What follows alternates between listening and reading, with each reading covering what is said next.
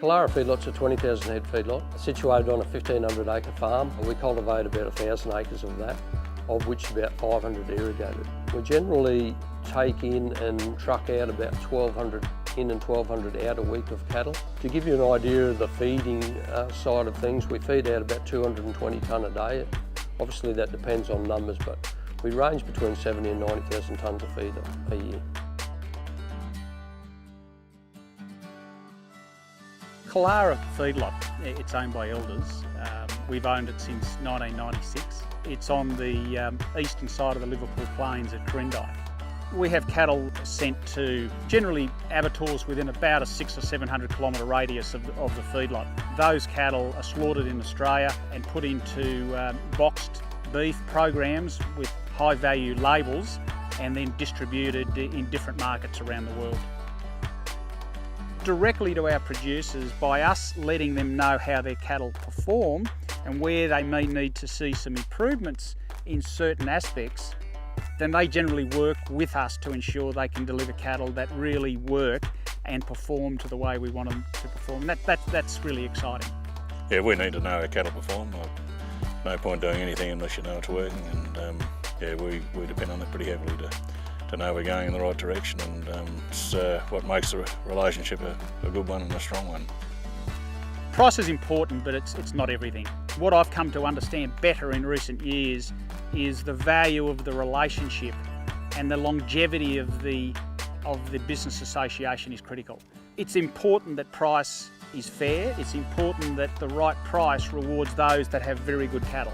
The performance that those cattle have with us, and equally the performance cattle have for our customers in the chiller. That's where we've tried to take our business. We turn over about 50,000 head of cattle. We've got to look after those cattle. We've got to keep the site clean. We've got to adhere to EPA regulations and just look after the place well. Most of the pen riders are here at 6. They meet up at the horse stables there with the livestock manager. They'll disperse out through the pens, ride every pen on the feedlot, and they check the animals for any injuries or sickness that might be occurring. Those cattle are pushed through to the hospitals and vetted. The feed team starts about 6:30. They go through all their machinery. There'll be feed callers going out and checking the aggression scores of the cattle. They'll allocate feeds about 8:30 in the morning, and then the actual feeding will start at about 10. As a complex business that runs a number of programs, that means we require about 1,200 cattle a week. We work with the customers to ensure that as a supply partner of theirs, that we have the cattle coming through the pipeline week in, week out to the level of quality that they're expecting. Plenty of trips to see them at the abattoirs, looking at the cattle, how the cattle not only look on the hoof, but also how they look on the other side, on the hook and in the chiller. What we've seen the development of the beef industry is that it's important that feedlotters communicate with producers, backgrounders, breeders.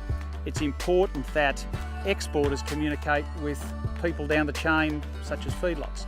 And the more information sharing you can have, the better right across the chain. 3 years ago in Killara, 70% of our cattle were destined for domestic consumers. Today, 70% of our product is destined for export customers. And our focus isn't the commodity market. You know, we're not delivering hamburger patties, we're delivering absolute choice cuts. We now have the capacity in our feedlot to benchmark vendors, how they rank as far as marbling, EMA, ADG.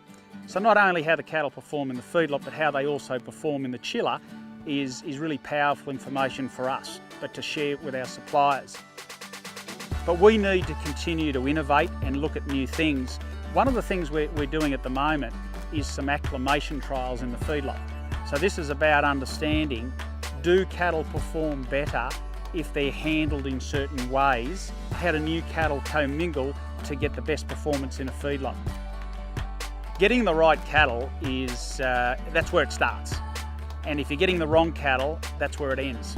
So for us, it is about having faith in the elders people that buy cattle for us. I think that's a unique benefit of our operation.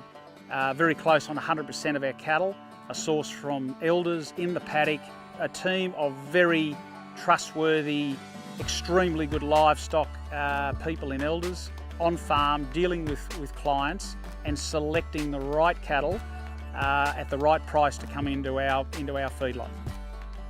We don't have our own brand, but it's really important from our perspective that the brand has got integrity and does what it says it does. And we're very serious about supplying quality so it can go into a well-respected brand.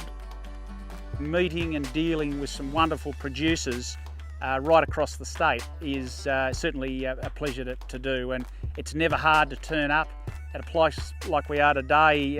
It's never hard dealing with good people, and it's even easier when they're great cattle. You'd be in the wrong game if you didn't like cattle.